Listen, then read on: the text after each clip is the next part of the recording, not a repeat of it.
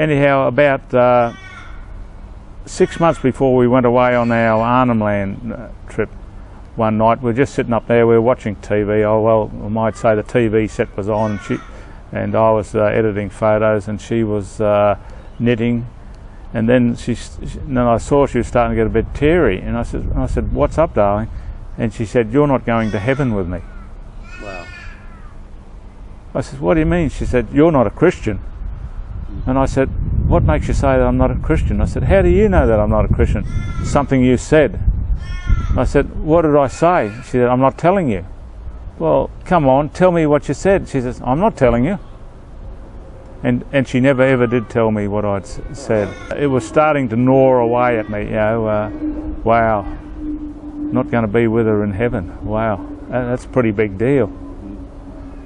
And I said to her, I said, "Darling, when we get back from the Arnhem Land trip," I said, "I'll start going to 7 o'clock service with you." And she was really overjoyed. So we went and done the Arnhem Land trip. On the way back, Lynn started to show signs of being some sort of illness she had, and we just couldn't work it out. And then the head of the emergency department came up.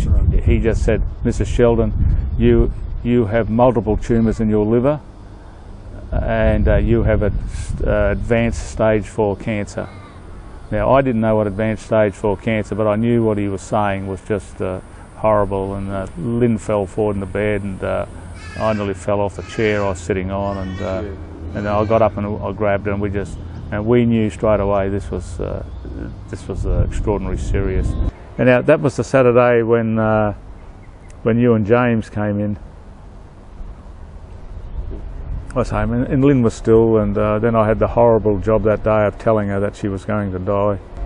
So then I just started praying, and Lynn stayed around for after that, another 5 weeks she stayed around, although quality of life just dropped away to the point where she couldn't talk. And she said she wasn't frightened of dying, but her big disappointment was being separated from me. Yeah, well, I slept in the hospital every night for the 5 weeks. In the last 12 days, I virtually never left the ward. But at the same time, James was helping to. And then I really started understanding what it was all about, becoming a Christian. And he was starting to guide me, and he said after she goes, he would lead me through. And I was saying we started off with Matthew, the Gospel of Matthew, and I was saying, in actual fact, I started reading it in the hospital when Lynn was unconscious for long periods of time, and I used to pray in there, and I used to pray for healing, but obviously her body finally yielded to the cancer.